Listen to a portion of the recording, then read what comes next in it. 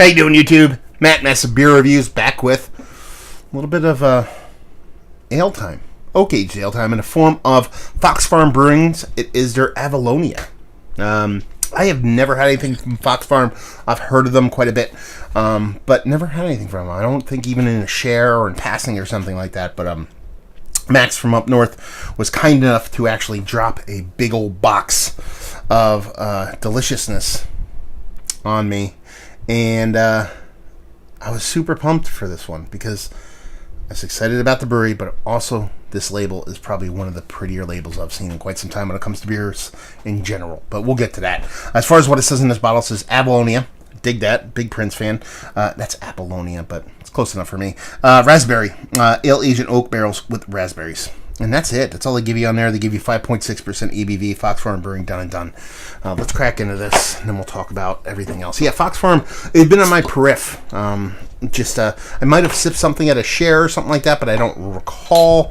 But what I'm assuming here is we're dealing with either a sour beer, I'm assuming, but probably something that's, spontaneously or funky or whatever, fermented kind of beer going on. But that looks all the parts of the raspberries. We'll put that sucker up there so you can get a good peek at that. We'll put that there so you can get a good peek at that. Look at that. Beautiful label. I mean, you can see this kind of awesome embossing there with the coastline of where they're located up there in the New England area. Super deep cut linen label. This thing is super sexy. Green bottle, and what comes out of it looks pretty much like Creek, except you're dealing with raspberries. Just a rich, creamy raspberry color.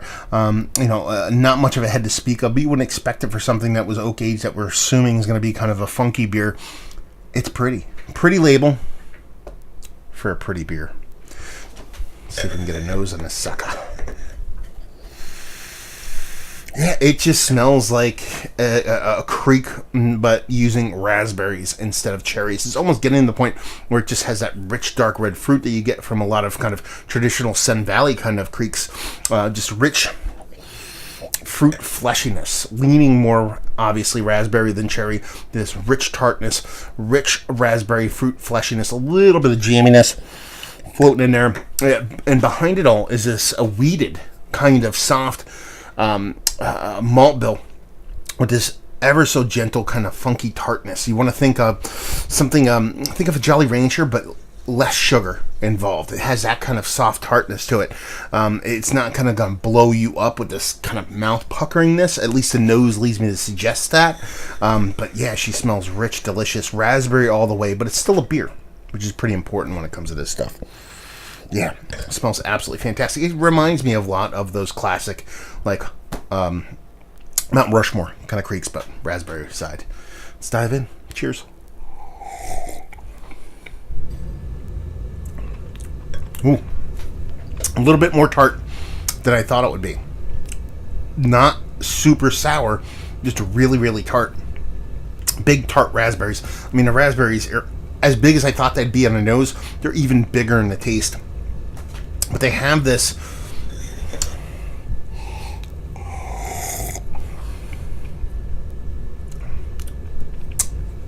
zip to it.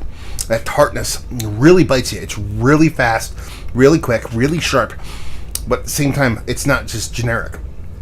It's raspberries all the way, but there's multiple levels to it.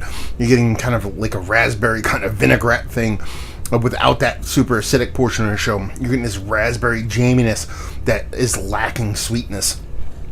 You get this nice soft creaminess to the mouthfeel. It's not super duper duper creamy, but it's not thin by any stretch of the imagination. I like this a lot.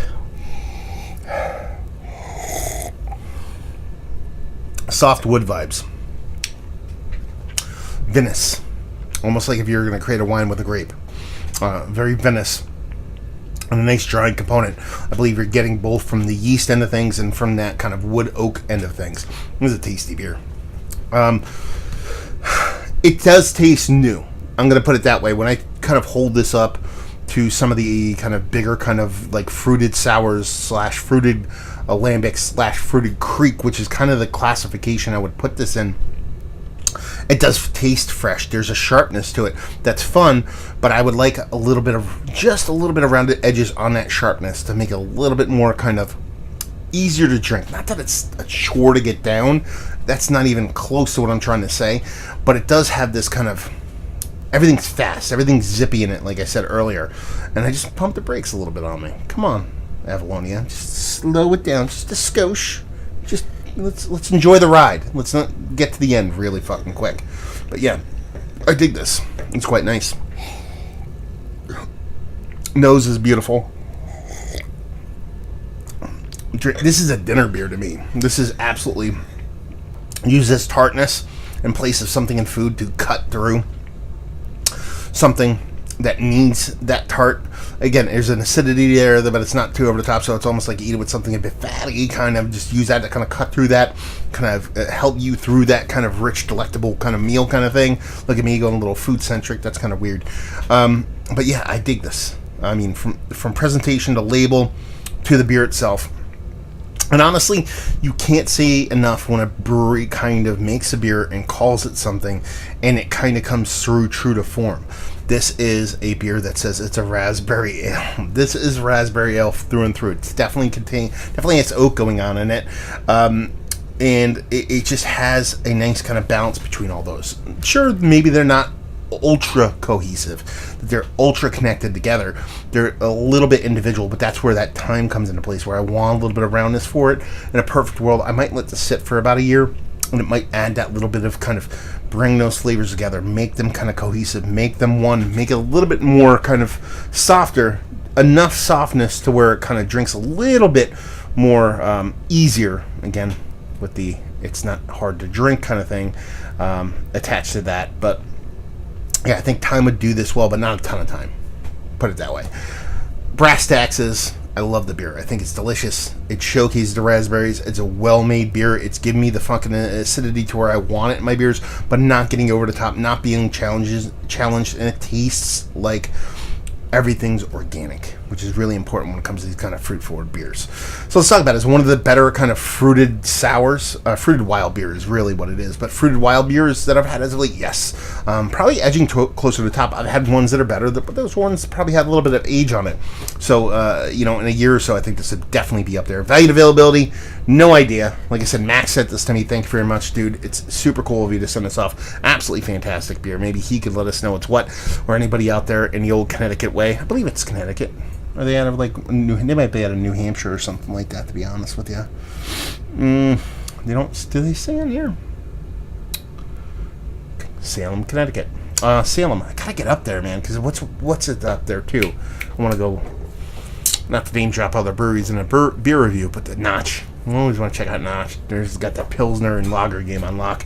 But yeah, one of the better beers that I've had as of late, and leave you with, if you like what we like this, if you like fruited sours, if you like rich fruited kind of wild ales, if you like creek but you want something in the raspberry realm as opposed to cherry, I mean, this is going to do you proper. I mean, it lives up to what the Mount Rushmore people do over there in the Sun Valley, but it brings its own kind of personality of the game in a very delicious way.